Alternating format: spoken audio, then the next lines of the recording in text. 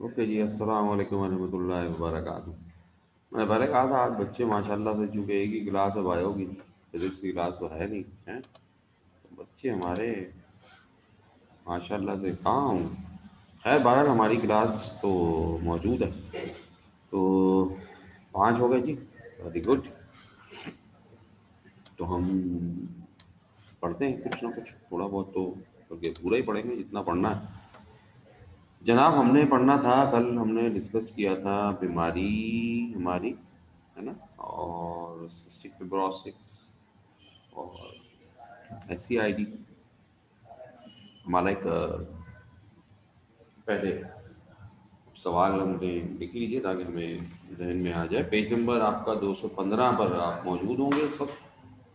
ठीक है जी, 215 पर हमारा, आप लॉन्ग क्वेश्चन एक लिख लें। और मैंने आपसे कहा था कि लॉन्ग क्वेश्चन हमारा जो है वो उस हवाले से दोनों बीमारियां और उनका ट्रीटमेंट, जीन थेरेपी, उसका डिस्कस करवाया जाता है आपसे। तो 2018 में आपसे पूछा गया था as a long question, write the difference between write the difference between uni factorial and multi factorial defects. Write the difference between unifactorial and multifactorial defects.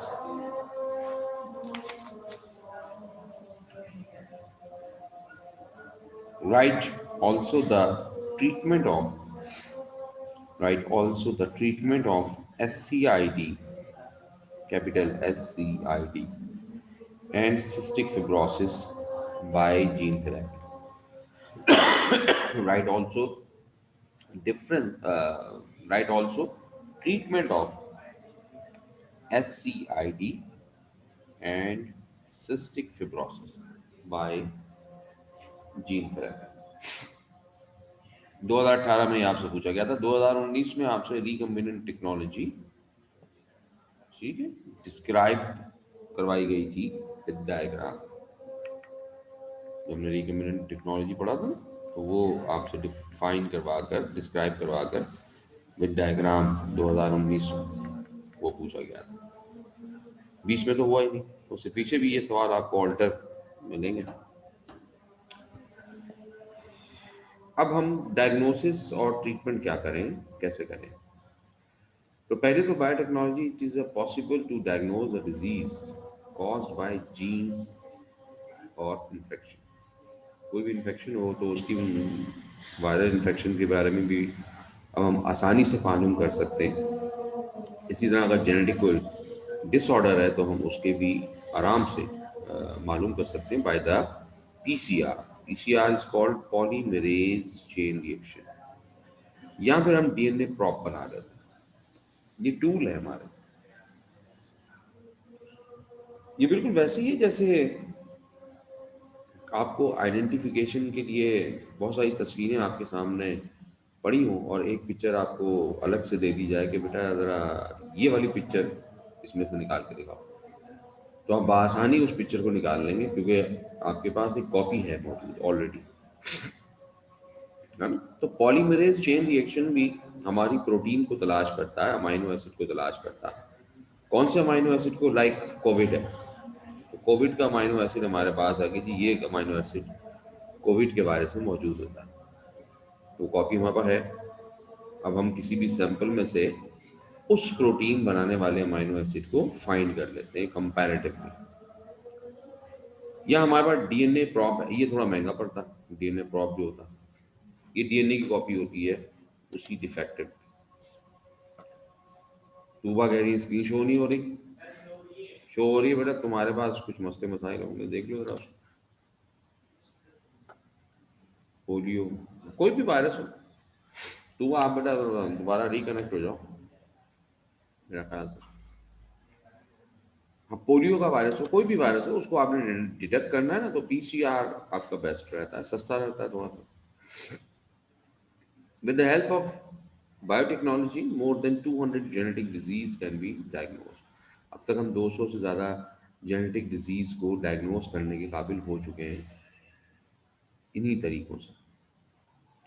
By the use of hybridization analysis, any abnormal allele in the sample of DNA can be identified. Hybridized chemistry में पढ़ा हो, या आजकल गाड़ियों में भी आपको पता हाइब्रिडाइड गाड़ियाँ आ रही, दोगली उर्दू में कहते हैं, मतलब अगर इसका सही मायने यूज़ किया जाए, दोगली का मतलब होता है दो करेक्टर वाली, जिसमें दो मुख्तलिफ करेक्टर्स हों। हाइब्रिडाइड कार में, गाड़ी में इंजन इलेक्ट्रिक से भी चलता है, पेट्रोल से भी चलता है। इसी तरह हाइब्रिड ऑर्बिटल आपने पढ़ा है ना, तो उसमें दो करेक्टर्स मिक्सअप हो जाते हैं। तो हम इसी सैंपल में से जो भी हमारे पास एबनॉर्मल अलील दिया गया हमें जीन मालूम करने के लिए, तो हम उसमें अपने हाइब्रिडाइज एनालिसिस करके मालूम कर लेते हैं, लाइक पीसीआर।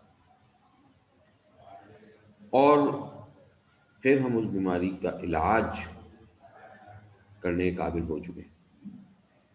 सबका तो नहीं, लेकिन ऑलमोस्ट जितनी बीमारियां हमें मिली हैं उनमें से हम बीमारियों का जीन थेरेपी कर सकते हैं। जीन थेरेपी बेसिकली क्या होता है? Introduction of the normal gene is placed of defective gene.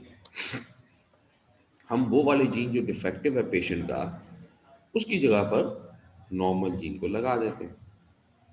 तो that is called gene therapy, या इसको हम कुछ इस तरह से भी कह सकते हैं, a technique in which a defective gene is replaced by a healthy and dominant gene in the patient body is called gene therapy। ठीक है, कोई भी बात कर। पीसीआर बॉडी खुद फॉर्म करती है? नहीं भैया, पीसीआर एक प्रोसेस है बेटा। पीसीआर पॉलीमरेज चेन रिएक्शन एक प्रोसेस है। उस प्रोसेस से हम अमाइनो एसिड की तलाश करते हैं। ठीक है,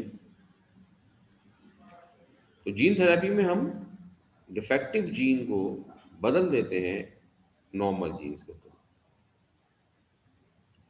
सबसे पहली जो हमारे पास जीन थेरेपी का एक्सपेरिमेंट था 1990s में, एक 4 साल की बच्ची जो SCID, severe combined immunodeficiency disease से मुतालिक थे।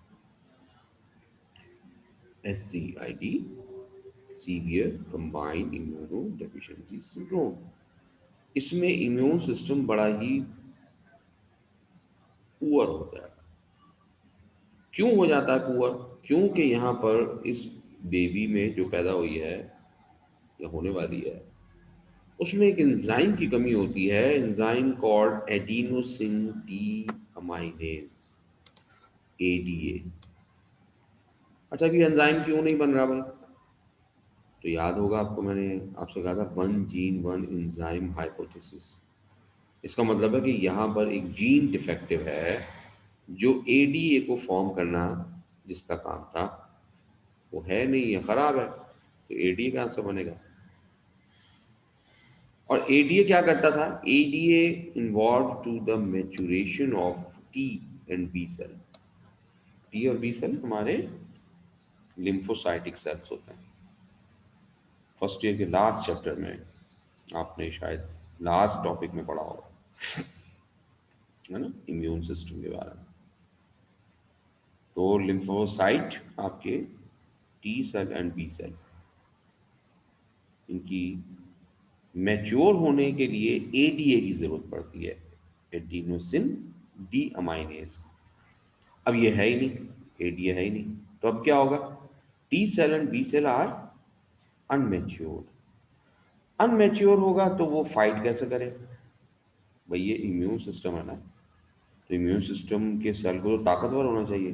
अब ये मैच्योर ही नहीं है, तो ये लड़ेगा कैसे? इसलिए इस शख्स का या इस बंदे का इम्यून सिस्टम बड़ा कमज़ोर होगा, और छोटी मोटी बड़ी कोई भी बीमारी बड़ी आसानी से इस पर हावी हो जाएगी या इसको बीमार कर देगी। लिहाजा इसका ये जीन अगर ठीक कर दिया जाए तो फिर एडीए बन जाएगा।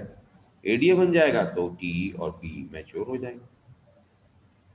अब ये जीन कहाँ पर मौजूद है जी? ये हमारी बोन मैरो, क्योंकि टी सेल और बी सेल लिम्फेटिक सेल कौन बना रहा होता था? Bone marrow. तो इसका मतलब हमारे बोन मैरो के टिश्यूज, उनके अंदर ये जीन एब्सेंट है। तो फिर उसमें कुछ कर दें तो ठीक हो जाए मामला। तो जीन थेरेपी जो है वो दो तरह से हम कर सकते हैं। और एक तरीका हमारा होता है कि somatic gene therapy, introduction of functional और healthy gene into the somatic cells of the body. Somatic cell कौन से होते हैं? रिप्रोडक्टिव सेल्स के अलावा बॉडी में जितने सेल्स हैं वो आपके सोमैटा है, वो सोमैटिक है ना? तो अब यहाँ तो जीन उसमें डाल दें, तो ये पूरा इसका मतलब है कि बंदा या बेबी पैदा हो चुका हो तो हम उसके सोमैटिक टिश्यूज में कुछ तब्दीली पैदा करें, यानी जीन को किसी प्रोसेस के थ्रू ऐड करवा दें, तो वो सोमैटिक सेल फिर हेल्दी हो जाए, लाइक SCID। ठीक है। अच्छा, यहीं पर पेज नंबर 215 पर ही आप एक शॉर्ट क्वेश्चन और लिखें।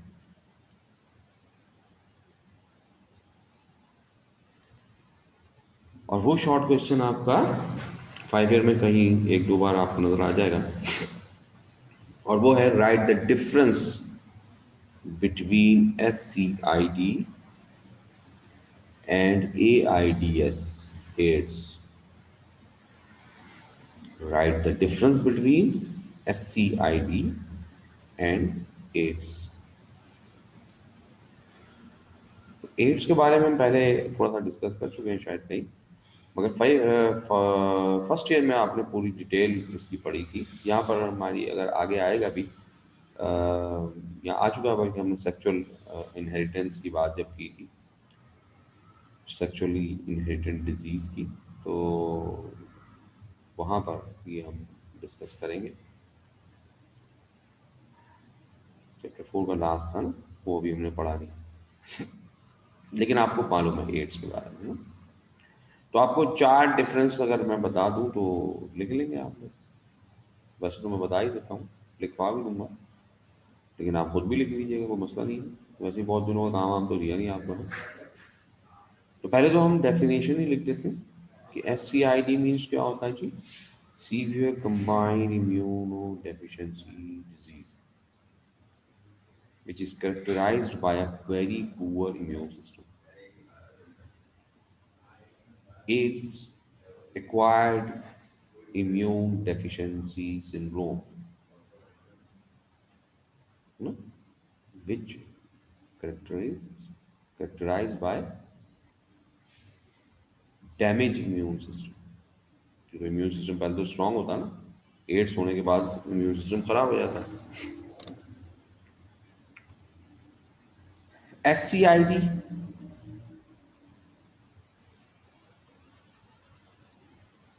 कैसे हो रही है?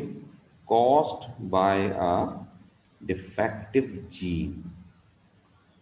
SCID is caused due to कर लें, due to by a defective gene। AIDS कौन कर रहा था? AIDS is caused by a virus called HIV। AIDS is caused by a virus called HIV। AIDS have no treatment. AIDS का कोई इलाज नहीं है। एड्स का हमने पढ़ा था, दवाई दे देते हैं, मगर वो दवा मरीज को सेहत याब नहीं कर सकती, फुल फर्निश्ड हेल्दी नहीं कर सकती, सिर्फ उसकी ज़िंदगी के कुछ सालों को बढ़ा सकती है। जबकि SCID treated with the gene therapy. SCID को हम मुकम्मल तौर से ख़त्म कर सकते हैं by gene therapy. SCID is heritable. ये जीनियाती बीमारी है जो जीन कहीं से माँ बाप से आ सकता है, जबकि AIDS is not a heritable. ठीक है, तो ये डिफरेंस हमारा वर्ड्स आपकी जो दिन चाहे लिख लीजिएगा। क्लियर जी। जीन थेरेपी की तरफ वापस आते हैं जी। जीन थेरेपी में हमने कहा दो तरह की हमें नजर आती है जीन थेरेपी, और एक है सोमैटिक जीन थेरेपी जिसमें हम अपने सोमैटिक टिश्यूज में हेल्दी जीन को एंटर करें, या फिर हम रिप्रोडक्टिव जीन थेरेपी करते हैं जिसमें हम अपने जर्म सेल्स या जाइगोट को ठीक कर लेते हैं। यानी अगर मेल में वो बीमारी है तो स्पर्म में कुछ चेंज पैदा कर दें, जीन को सही कर दें, या अगर फीमेल में वो बीमारी है तो ओवा में हम जीन को बदल दें, या अगर हमें नहीं अंदाज़ा तो हम जाइगोट में ही काम कर लें। तो ये काम थोड़ा सा होगा तो कॉम्प्लिकेटेड, लेकिन होगा ज़रा अच्छा सा, क्योंकि एक सिंगल सेल पे काम हो रहा है ना, तो वो 100% श्योर हो जाएगा, कोई गड़बड़ नहीं होगी हमें नजर आ रही, मगर काम थोड़ा सा कॉम्प्लिकेटेड होगा। ठीक है, तो यहाँ पर हम जीन थेरेपी में रिप्रोडक्टिव जीन थेरेपी तो नहीं करेंगे, सोमैटिक जीन थेरेपी में हम काम करेंगे, और सोमैटिक जीन थेरेपी भी हमें दो तरह से नजर आएगी। एक होगी एक्स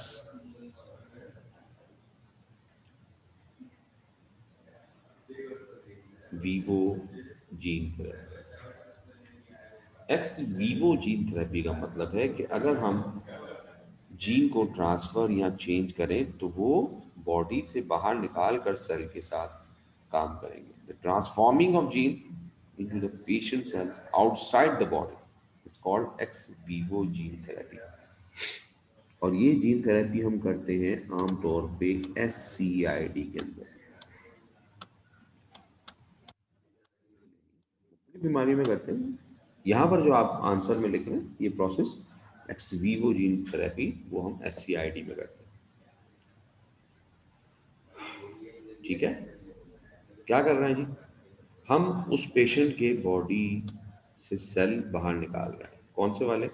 उसके बोन मैरो के सेल। ये सेल हमने बोन मैरो के बाहर निकाल लिए, कहीं से भी बॉडी के कोई भी हड्डी, कहीं से भी, हड्डी तो पूरी बॉडी में ना, कहीं से भी निकाल लें। और फिर हम इसे क्लोन करते हैं किसी अच्छे जीन के साथ, अच्छे से मुराद है नॉर्मल जीन के साथ। उसके लिए हमारी मदद करता है हमारा रिट्रोवायरस। फर्स्ट ईयर में पढ़ा था, ये वाली शक्ल याद है? क्या नाम है भाई इसका, कौन बताएगा? कोई है तो सही ना। हाँ हाँ है भाई, 7 बच्चे हैं माशाल्लाह। कौन बताएगा जी कौन सा वायरस है? हमने रिट्रोवायरस, तो इसकी फैमिली का बात की। आया जी एक जवाब माशाल्लाह से, और जवाब दो आ गए भाई। बैक्टीरियोफेज, बिल्कुल ठीक कहा जी, बैक्टीरियोफेज। 3 हो गए जी आंसर माशाल्लाह। तो हमारे बच्चे एक्टिव हैं माशाल्लाह, 4 भी हो गए माशाल्लाह माशाल्लाह माशाल्लाह। 7 में से 4 तो हो गए हैं, बाकी भी सब मौजूद होंगे यकीनन। 5 हो गए, रुमैसा ने भी बोला। 2 रह गया कोई, कौन 2 रह गया भाई? तो बहरहाल वो भी यहीं के मौजूद होंगे आसपास। आज आखिरी फेयरवेल है ना आज तो हमारी, वैसे भी तो कोई मसला नहीं है ना, ऑनलाइन क्लास की फेयरवेल है भाई आज। एक और आयशा ने भी जवाब दिया, बिल्कुल ठीक जी, बैक्टीरियोफेज। ठीक है, तो इस बैक्टीरियोफेज यानी रेट्रोवायरस से हम अपनी मदद लेते हैं। क्या मदद ली हमने? हमने अपने किसी भी ह्यूमन से एक नॉर्मल जीन वाला अपना DNA निकाल दिया, और उस DNA को हमने अपने इस रेट्रोवायरस में एब्जॉर्ब करवा दिया। अच्छा, इंजेक्ट नहीं करवाया जाता। ये जो होता है ना, जब हम किसी, लाइक लास्ट टाइम आपको याद होगा कि हमने अगर प्लास्मिड को अपने बैक्टीरिया से बाहर निकाल के उसके अंदर हमने इंसर्ट किया था जीन।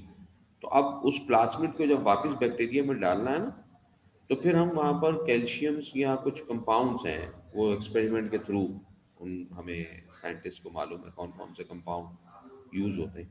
तो उन कंपाउंड के अंदर हम इस जीन को और इस वायरस को दोनों को रख देते हैं। तो ये नॉर्मल जीन वाला डीएनए ऑटोमेटिकली वायरस इसको एब्जॉर्ब कर लेता है, और ये हमारे वायरस में ब्लू कलर का जीन नजर आ रहा।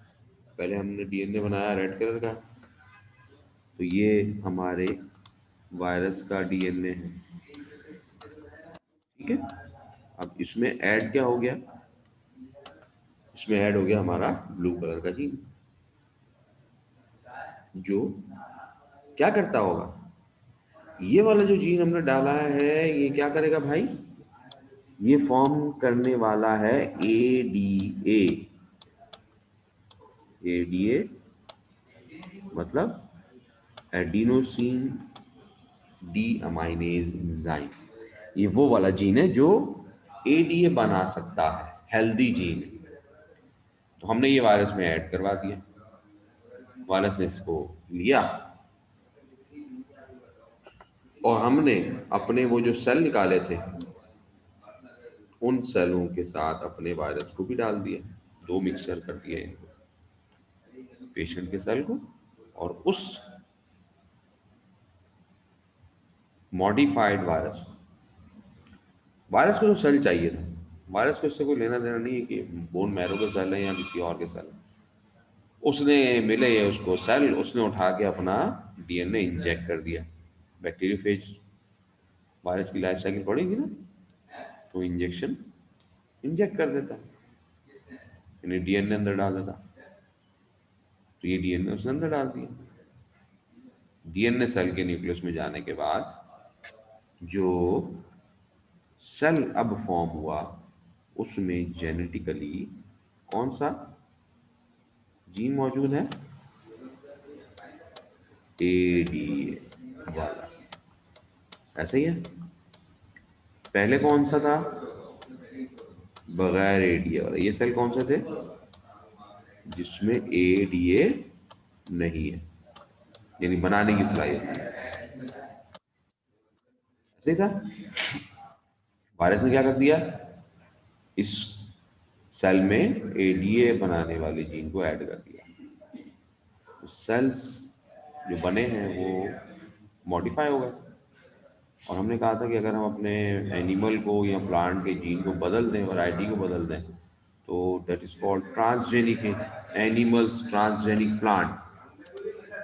अब ये क्या बन गया, ये बन गया ट्रांसजेनिक सेल। इन ट्रांसजेनिक सेल को हमने वापस उस पेशेंट में डाल दिया, तो मरीज है जिससे हमने सेल लिए थे उसमें डाल दिए। अब ये सेल, उसके बोन मैरो के सेल, बोन मैरो में जाने के बाद अपना काम, यानी ग्रोथ करेंगे, डिवीजन करेंगे, और अगले कुछ दिनों, कुछ महीने, 6 महीने लग सकते हैं, 2, 4, 5 महीने लग सकते हैं, उन महीनों में ये मरीज मुकम्मल तौर से सेहतयाब हो जाएगा। तो उसके बोन मैरो डिवाइड हो रहे होंगे और वो अब नए जीन के साथ बन रहे होंगे, तो ऐसा ऐसा पूरा रिप्लेस हो जाएगा बोन मैरो। हमें बोन मैरो रिप्लेस करने की जरूरत नहीं पड़ेगी। और बोन मैरो न्यू जीन के साथ है जो कि एबल है to the form of ADA, लिहाजा उसका एससीआईडी यानी जो उसकी वीकनेस थी, पुअर इम्यून सिस्टम था, वो स्ट्रांग हो जाता। तो ये कहलाता है ट्रीटमेंट ऑफ एससीआईडी। ठीक है जी, कोई क्लियर, कोई बात है, कोई ऐसी वैसी कोई पूछनी है तो, वरना फिर इन वीवो जीन थेरेपी की बात करें। इन वीवो जीन थेरेपी हमने अगर इनसाइट कोई काम करना है, तो आमतौर पर ये बीमारी सिस्टिक फिब्रोसिस इस बीमारी का इलाज हम इन वीवो जीन थेरेपी से करते हैं। ठीक है, तो transfer of gene into the cell inside the patient body is called vivo gene therapy. अब इसमें हम करते क्या है, इसमें हम ये करते हैं, हमें याद है ना सिस्टिक फिब्रोसिस क्या था, कि हमारा वो जीन जो डिफेक्टिव है वो क्या कर रहा था, वो लिपिड्स को और कुछ फूड न्यूट्रिएंट्स को पेंक्रियाटिक जूस में उसकी इन्वॉल्वेशन थी और वो एंजाइम नहीं बना पा रहा था, लिहाजा लिपिड्स और कुछ फूड पार्टिकल्स एब्जॉर्प्शन नहीं होते, तो लिपिड जाकर हमारे लंग्स में जमा होने लगता था। तो अब हम क्या कर रहे हैं, अब हम बजाय के लंग्स के टिश्यूज को बाहर निकालें, हम लंग्स के अंदर ही एक रैपर भेज रहे हैं। रैपर कहलाता है लाइपोसोम, ये भी इंजाइम, रैपर रैप किया हुआ ना, तो लाइपोसोम में हम अपने नॉर्मल जीन को लपेट कर और अपने डिफेक्टिव ऑर्गन लाइक लंग्स उसमें डाल देते हैं। ये ट्रीटमेंट बिल्कुल वैसा होता है जैसे वो एस्थमा में पंप नहीं यूज करते हैं, इसी तरह का होता है। तो ये भी उसी पंप की तरह ही उसको यूज करना पड़ता है, लेकिन ये फौरन से नहीं, कुछ अरसे तक,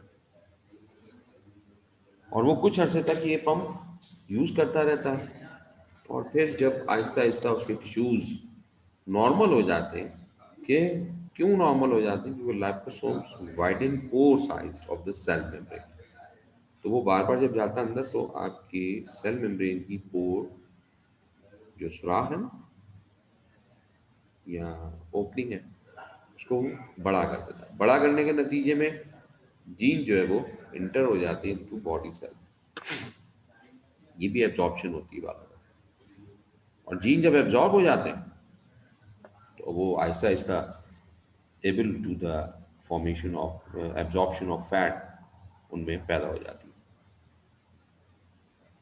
तो लंग्स उनके नॉर्मल के करीब तरीन पहुंच जाते हैं। 100% तो नहीं होता, लेकिन 98% हो जाता है ये काम। फिर उसको इतनी ख़ास ज़रूरत नहीं पड़ती कि वो परेशान हो, ये भी इसकी भी ट्रीटमेंट 2-4 महीने चलती रहती है और उसको ग्रेजुअली अपने अंदर चेंज नज़र आता है। तो ये जीन थेरेपी हमने कहा कि ये जीन थेरेपी हमने बॉडी के अंदर रहते हुए ही सेल को की, तो इसलिए हम इसे इन वीवो जीन थेरेपी कहते हैं। ठीक है जी, शहजादे और शहजादियों, बल्कि शहजादियाँ होंगी आज तो, बीच में तो क्लियर। आगे बढ़े थोड़ा सा, आगे बढ़े, आगे है हमारे पास एमनियोसेंटेसिस, और उसमें हम ट्रीटमेंट नहीं करते, बल्कि हम डायग्नोस कैसे करें, हम डायग्नोसिस कैसे, इसको जेनेटिक कोई भी बीमारी है पहले से कैसे पता कर लें, तो वो जो पहले से पता करने का तरीका है उसे कहा जाता है एमनियोसेंटेसिस। ठीक है, तो जीन थेरेपी में इसका बहुत रोल है, क्योंकि हमें पहले से अगर हम अंदाज़ा लगा लें एम्ब्रियो के अंदर गड़बड़ है तो ज़्यादा अच्छा रहता है, हम उसको पहले से ही ठीक कर लें। Amniocentesis में a diagnostic method in which fluid is taken by a needle from an amniotic sac is called amniocentesis। यहाँ से आपको याद हो फर्स्ट ईयर में आपने प्लांट एनिमल्स का चैप्टर 10 पढ़ा था ना, तो उसमें आप कहते थे कि जनाब हमारे पास कुछ एमनियोटिक एनिमल्स हैं और कुछ एन एमनियोटिक एनिमल। पूछूं क्या, किसी को पता है एमनियोटिक एनिमल और एन एमनियोटिक एनिमल? वाह जी, जबरदस्त, बड़ी स्पीड से भाई। जुबिया ने जवाब दिया बड़ी जल्दी से, covered by layer called amnion, amniote cell, amniotic animals. कौन कौन थे? बर्ड्स और मैमल। और एन एमनियोटिक सेल हम एनिमल्स हमारे फिशिस, एम्फीबियंस, रेप्टाइल्स, है ना? नहीं, रेप्टाइल हो गया एमनियोट। अच्छा अच्छा, वेरी गुड जी। तो एमनियोटिक मेम्ब्रेन ये जा रही है, ठीक है, ये एम्ब्रियो के ऊपर कवर बनता है, और ये एक मस्कुलर ट्यूब बनती है जो body to the embryo attach होती है, जिसको हम प्लासेंटा कहते हैं। ये कनेक्शन है between the mother and embryo. इस एमनियोटिक कैविटी कहाँ बन गई? एमनियोटिक मेम्ब्रेन और बिटवीन द एम्ब्रियो एक फ्लूइड मौजूद होता है जिसे एम्ब्रियोनिक फ्लूइड कहा जाता है। तो आमतौर पे अगर हम ह्यूमन की बात करें तो ह्यूमन में 16th या 18th वीक गैस्ट्रुलिया के बाद हम ये काम कर सकते हैं, और काम बहुत ज़्यादा मुश्किल नहीं है। Amniotic fluid contains cells and chemicals from the foetus. Foetus किसे कहते हैं? फिटस कहते हैं इस एम्ब्रियो को, ये फिटस। मैमल में हम फिटस कहते हैं, ठीक है, स्पेशली ह्यूमन में भी हम कहते हैं। That can be analyse to defect foetal abnormalities. ये अब हमने यहाँ से इंजेक्शन, पहले अल्ट्रासाउंड किया जाता, देखा जाता, फिर उसके थ्रू इंजेक्ट करके, खाली निडल के साथ इंजेक्शन होता है, वो हम डालकर थोड़ा सा सकअप करते हैं और थोड़ा सा लिक्विड बाहर निकालते हैं। इस लिक्विड में इस एम्ब्रियो के टिश्यूज भी आ जाते हैं। इन एम्ब्रियोज के टिश्यूज को हम कल्चर भी कर सकते हैं, और फिर हम इसके ऊपर पूरी फुल रिपोर्ट बना सकते हैं। रिपोर्ट इसकी कोई भी जेनेटिक डिसऑर्डर देख लें, कोई केमिकल एनालिसिस कर लें, वट एवर जो आपका दिल चाहे कर लें। लाइक हम डाउन सिंड्रोम का क्रोमोसोमल डिसऑर्डर देख सकते हैं, हम इसमें spina bifida, spina, spine, by माने दो, फिडा अटैचमेंट। तो यहाँ पर वर्टिब्रल कॉलम जो है, वर्टिब्रल कॉलम को पता है ना आपको, डिस्क एक दूसरे के साथ अटैच होती है, तो वो अटैच नहीं हो पाती, ये बीमारी है। तो ये भी हमें पहले पता चल जाएगा तो कोई एक्शन लिया जा सकता है। या फिर एनसेफेली, एनसेफेली कि उसकी स्कल में भी पॉसिबल बन चुकी हो, लेकिन ब्रेन अंदर डेवलप ना हुआ, लेकिन ब्रेन बॉक्स खाली हो, ऐसा भी हो सकता है। सर पूरा बना होगा, अंदर ब्रेन नहीं होगा, तो वो भी हमें इतनी अल्ट्रासाउंड से तो नहीं पता चलेगा ना, क्योंकि सर तो पूरा बना हुआ। लेकिन अगर हम उसको केमिकल एनालिसिस करेंगे तो हमें उसकी missing of the skull, missing of the brain अंदाजा हो जाएगा। बेबी की सेक्स मालूम कर सकते हैं, मेल फीमेल कौन है कौन नहीं है, कोई हिमोफिलिक बीमारी का पता कर सकते हैं। टेसेज हमारी, याद होगा आपने फर्स्ट ईयर में पढ़ी होगी, लाइसोसोमल डिजीज, वो हो सकती है। ये कोई भी एनालाइज आप कर सकते हैं, कोई भी बीमारी के बारे में आप मालूमात हासिल कर सकते हैं एमयू सेंटेंसेस। ठीक है जी, कोई बात नहीं है? चलें फिर आगे थोड़ा सा और, अल्लाह भला करे हमारा, अल्लाह ही भला करने वाला। तो एमनियोसेंटासिस, सेंटासिस जो है वो आमतौर पे डेफिनेशन के हद तक पूछा जाता है। फिर जेनेटिक काउंसलिंग कहीं हमने, कहीं एक आध बार अगर नज़र आ जाए आपको तो नज़र आ जाए, वरना कभी देखा नहीं। एमसीक्यूज वगैरह में कहीं पूछते हैं, या वैसे शॉर्ट क्वेश्चन में कभी मैंने देखा नहीं। तो आप के जो डॉक्टर्स हैं कोई भी, वो हमारे डिज़ायर्ड बेबी कोई भी पैदा होना है या होने वाला है, तो उसके बारे में जेनेटिक काउंसलिंग या काउंसलिंग होती है ना, जिसमें आपको मालूमात दी जाती है। जैसे आपको कोई जेनेटिक आपको कोई एजुकेशनल काउंसलिंग कर रहा है कि बेटा पढ़ लो पढ़ लो पढ़ लो, है ना। या कोई आपको बोला नहीं पढ़ो नहीं पढ़ो नहीं पढ़ो नहीं पढ़ो, उसकी बात तो कौन समझ में आ जाएगी। जो कह रहा होगा पढ़ लो, उसकी बात तो मुश्किल समझ में आएगी। अच्छी बात तो मुश्किल समझ में आती है, और बेकार बातें कौन समझ में आती। तो वो भी काउंसलिंग होती है।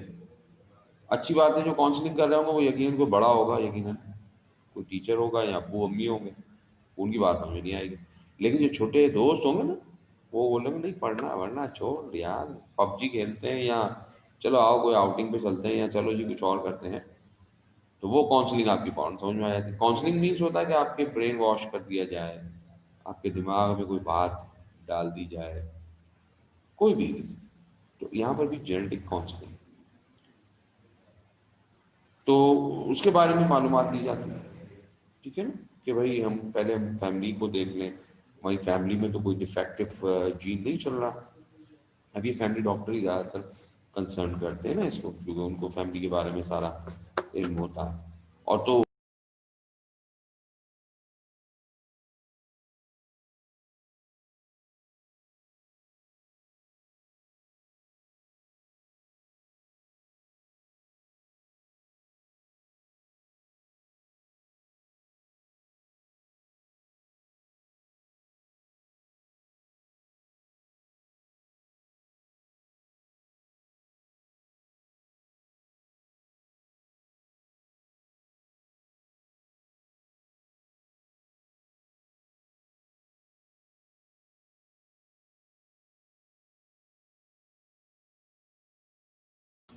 रिकॉर्डिंग भी चल रही है, सब कुछ चल रहा है, बस तुम्हारी नेट कनेक्टिविटी गई गई चले गई थी। तो ये हमारा कोई छोटा मोटा इशू हो गया था नेट सेट का। तो बहरहाल हम बहुत ज़्यादा आगे नहीं जाना चाहते। जेनेटिक काउंसलिंग में आपने सारी डायग्नोसिस टेस्ट वगैरह भी हम कर लेते हैं, और उससे ही हमें अंदाज़ा हो जाता है उस फैमिली डॉक्टर को कि जी इस फैमिली में कौन सी जेनेटिक प्रॉब्लम है या आ सकती है। ठीक है ना, क्रॉसिंग में हमें इस बात का अंदाज़ा लगाना पड़ता है, तो बता दिया जाता है। फिर आजकल के दौर में जेनेटिक काउंसलिंग हमारे यहाँ तो ये इतना रेगुलर नहीं है ना, क्योंकि जेनेटिक काउंसलिंग जो है वो ज़रूर हमारे होनी चाहिए। और पेरेंट्स को अपनी टेस्ट जेनेटिकल डिसऑर्डर में भी उसमें मौजूद हो या ना हो, ठीक है ना, लेकिन रेसेसिव एलील में हो सकता है। तो पेरेंट से अगली जनरेशन में वो ट्रांसफर हो सकता है। पेरेंट तो नॉर्मल है, पेरेंट का तो कोई मसला नहीं है, लेकिन आने वाला या पैदा होने वाला बेबी वो डिफेक्टिव हो सकता है। तो इसके बारे में पहले से हमें अंदाज़ा लगाना चाहिए, और वो फिर डिफरेंट टेस्ट होते हैं, उन टेस्ट के थ्रू ही आप काम कर सकते हैं। ठीक है, टिश्यू कल्चर है। टिश्यू कल्चर पर हमारा नोट आता है, और आपको नज़र आएगा टिश्यू कल्चर पर। और ये बिल्कुल सेम एज टेक्निक है, that same as the cloning in animals. तो जिस तरह हम क्लॉनिंग करते हैं ना एनिमल्स में, बिल्कुल वही टेक्निक है, लेकिन ये प्लांट में है, तो हम उसे टिश्यू कल्चर कह देते हैं। एसेक्सुअल रिप्रोडक्शन होती है ना प्लांट में, तो बिल्कुल सेम वही टिश्यू कल्चर है। तो हमारे पास टिश्यू कल्चर हम देखते हैं तो दो तरह से हमें नजर आता है, जैसे एज यूजुअल हमें एनिमल में था ना, अभी इसी तरह से हमारे प्लांट में। सोमैटिक कल्चर एक टाइप है, जिसमें हम in this culture totipotent cells are drive from somatic. Totipotent total potential वाला। पौधों में ये खासियत होती है कि उनके लीफ, स्टेम, रूट, ब्रांच, कहीं से भी आप टिश्यू उठा लेंगे तो वो टोटल पोटेंशियल वाला होता है। हमारे पास इन एनिमल की अगर बात करेंगे तो स्किन का टिश्यू उसका नेचर अलग है, लीवर का टिश्यू है उसकी नेचर थोड़ी अलग है, तो उसमें फ़र्क होता है। मगर प्लांट में ऐसा नहीं होता। तो हम अगर किसी टोटल पोटेंशियल वाले टिश्यू को, यानी सोमैटिक टिश्यू को, फ्लावर के अलावा, है ना, ले लें, तो somatic embryo of certain vegetable like tomato, तो हमने उन्हीं की मदद से सोमैटिक एम्ब्रियो बनाया और उसको डेवलप करवाया। लाइक टोमेटो है, कैलोरी है, स्पगैरस है, ornamental plants, Begoña, African violates, ये हमारे यहाँ तो नहीं लेकिन बाहर दुनिया में किया गया है। दूसरा, हम वही जैसे रिप्रोडक्टिव ट्रीटमेंट करते हैं, तो यहाँ पर हम एंथर कल्चर करते हैं। Anther is the male gamete of plant. तो हम यहाँ पर एंथर को आर्टिफिशियल मीडियम में कल्चर करके उसको प्री एम्ब्रियो में कन्वर्ट करते हैं। In the pollen grains division take place in pre या प्रो एम्ब्रियो आर फॉर्म। अभी प्रो एम्ब्रियो थोड़ा सा डेवलप हुआ होता है जिसमें 20 से 40 टिश्यूज या सेल्स होते हैं। इसे उठाकर फिर हम डेवलप करवा लेते हैं या ग्रो करवा लेते हैं। तो ये पोलन ग्रेन रप्चरिंग होने के बाद हेप्लॉइड प्लांट बनाने लग जाता है। हेप्लॉइड हमारा कौन होगा? स्पोरोफाइट। तो ये वो प्रोड्यूस कर देता है। अब टिश्यू कल्चर का प्रोसेस क्या है? बहुत सिंपल है, तस्वीर आपके सामने है और मेथड देखने में भी आसान है, करने में भी आसान है। सबसे पहले हम क्या करते हैं? The cells which are use tissue culture are kept in medium containing necessary nutrients such as sugar, minerals, vitamins with coconut milk, having hormone cytokine। अब हमने एक गाजर, ये कोई भी प्लांट है, उसका कहीं से भी लीफ से, रूट से, फ्लावर के अलावा छोटा सा पीस निकाल लिया और उसके फिर अलग अलग टिश्यूज को अलग अलग टेस्ट ट्यूब में डाल के रखा। एक्सप्लांट कहलाया। एक्सप्लांट का मतलब प्लांट से अलग किया हुआ। इसको हमने मीडिया प्रोवाइड किया। मीडिया ऐसा है जिसमें सारे न्यूट्रिएंट्स मौजूद हैं, सारी ग़िज़ाइयत मौजूद है। अगर आपको याद हो तो हम देखते हैं कि पौधे को अगर ज़ख्मी किया जाए तो ज़ख्मी अपने आप को रिकवर करता है, और वो आपने देखा था कैलस बनाता है। तो यहाँ पर भी ये होता है, हमने जो ये टिश्यू को तोड़ा है, वो टिश्यू को अगर आपने ग़िज़ाइयत नहीं दी तो वो तो ख़राब हो जाएगा, लेकिन हमने क्या किया? हमने उसको ग़िज़ाइयत दे दी, न्यूट्रिएंट्स दे दिया। तो अब ये टिश्यू क्या करेगा? ये अपने आप को कैलस में बदल देगा। Undifferentiated cells called callus. और फिर ये अपने आप को एम्ब्रियो या एम्ब्रियोइड में चेंज करेगा, क्योंकि इसके पास ग़िज़ाइयत भी है, इसके पास हार्मोनल बैलेंस भी है। और फिर एम्ब्रियोइड कन्वर्ट इनटू एम्ब्रियो, और एम्ब्रियो असल में स्प्राउटिंग शुरू कर देगा। स्प्राउटिंग कैसे कहते हैं? उगना। जैसे आपने अगर कोई बीज लगाया ना ज़मीन में, तो उसमें जो पहली जड़, पहला रूट, पहली शूट निकलेगी, उस फॉर्म में आप पौधे को कहते हैं स्प्राउट होना, निकलना। तो अब हमने अलग अलग टिश्यूज़ को छोटी छोटी टेस्ट ट्यूब में रखा था और ये प्रोसेस करवाया था। तो हर टेस्ट ट्यूब में दो दो चार चार जितने भी टिश्यू आपने रखे, वो उसमें प्लांट बनाने लग गए। इन एक छोटे छोटे से जब ये स्प्राउटिंग शुरू कर देंगे तो इनको हम टेस्ट ट्यूब से निकाल कर और सॉइल में रख, ज़मीन में लगाना शुरू कर देंगे। तो इस तरह एक छोटे से पीस से आपने हज़ारों डिफरेंट प्लांट बना लिए। तो पत्ते का छोटा सा पीस लिया था ना आपने, तो उसमें हज़ारों हमारे पास टिश्यूज़ होंगे, और उन टिश्यूज़ को कल्चर कर लिया और उनसे एक ही झटके में हज़ारों प्लांट बना लिए। ठीक है। इनका बहुत सारा फ़ायदा में हम बड़े तादाद में प्लांट बना लेते हैं जो हमारे काम के, लाइक पाइन प्लांट्स हैं, जैसे मलेशिया वाले करते हैं। पाम ऑयल बनाया उन्होंने, तो पाम ऑयल बनाकर तो बेच रहे हैं बहुत। तो उन्होंने इस टिश्यू कल्चर की मदद से पाम प्लांट्स बनाए थे, और उसकी वैरायटियाँ भी चेंज कर सकते हैं।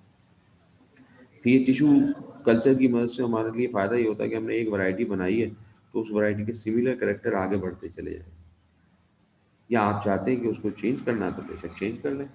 जेनेटिकल एक ही सेल है ना, एक ही सेल में तो हम कुछ भी आराम से कर सकते हैं। कैलस में चेंज कर सकते हैं आप टिश्यू, एक ही सिंगल सेल। ठीक है। फिर इसी तरह से हम अपनी एक्सट्रैक्शन भी कर सकते हैं। कुछ खास केमिकल को एक्सट्रैक्ट करना चाहते हैं, लाइक शिकोनिन, जो सिल्क इंडस्ट्री में इस्तेमाल होता है, तो वो एक्सट्रैक्ट करने के लिए भी हम ये काम कर रहे हैं।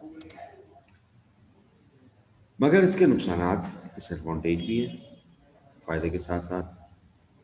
जेनेटिकली वीक और सराइल, यानी कि ये रिप्रोडक्शन नहीं करेगा।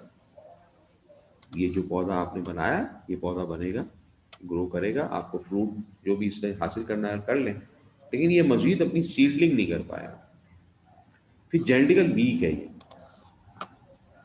क्योंकि एक ही जीन चल रहा है ना, तभी ये बहुत ज़्यादा ताकतवर नहीं है, एक प्रोडक्शन आपको दे देगा बस। और इसके पॉसिबल ऐसा हो जाता है कि इसके स्ट्रक्चर और क्रोमोसोम नंबर बाज़ दफ़ा वो गड़बड़ कर जाते हैं। ज़रूरी नहीं कि हर बार, लेकिन इस पौधे में ऐसी कोई चीज़ पैदा हो सकती है जो जेनेटिकली हमारे लिए नुकसान का बायस भी बन सकती है। ठीक है जी। तो ये बात हमारी यहाँ तक ही रखते हैं, और आगे चैप्टर ख़त्म हो सकता था, लेकिन मैं नहीं चाहता कि ज़बरदस्ती जल्दी जल्दी चैप्टर ख़त्म करते हैं। आगे हमारा एक तो क्लोनिंग है जो आप पढ़ चुके हैं, और बहुत ज़्यादा मुश्किल बात नहीं है। और फिर उसके बाद बायोटेक्नोलॉजी के फ़ायदे और नुकसान है, वो हम फिज़िकल क्लास में इंशाल्लाह ज़िंदगी रही तो अगले वीक में, ठीक है ना, तो ये पढ़ लेंगे आराम से, और चैप्टर 4 भी पढ़ लेंगे। ठीक है ना। एग्जाम एमसीक्यू बेस्ड और होंगे? नहीं बेटा, अभी तक तो कोई ऐसी फैसला नहीं हुआ। ठीक है, और बहुत मुश्किल है एग्जाम हमारा एमसीक्यू बेस्ड हो जाए। वही होगा, नॉर्मल एग्जाम होगा, क्योंकि आजकल में भी जो फेडरल मिनिस्टर हैं उन्होंने भी ये ऐलान किया है कि इस बार एग्जाम होंगे, बच्चे पास होंगे। एग्जाम के बच्चा पास नहीं होगा। और एमसीक्यूज लेना हमारे लिए पॉसिबल नहीं है। हमारे से मुराद है कि इंटर बोर्ड। ठीक है। कब तक होने का? कम अज कम आपका रमज़ान तो महल गुजर ही जाना चाहिए। मई का आपका टारगेट दिया है शायद, मई एंड जून। हाँ, मई और जून का मतलब है कि मई में शायद 9-10 होंगे और जून में आपके होंगे फर्स्ट ईयर सेकेंड ईयर। तो आपके लिए बहुत सारे बेनिफिट्स हैं। टाइम मिल गया आपको, मेहनत कर सकते हैं आप, डबल मेहनत कर लें, अपने टाइम को सेव भी कर लें, और दुगनी मेहनत करके आप अच्छे नंबर हासिल कर सकते हैं। ठीक है जी। तो आज के लिए कोई और बात कुछ नहीं है तो फटाफट पूछ लें, वरना फिर घर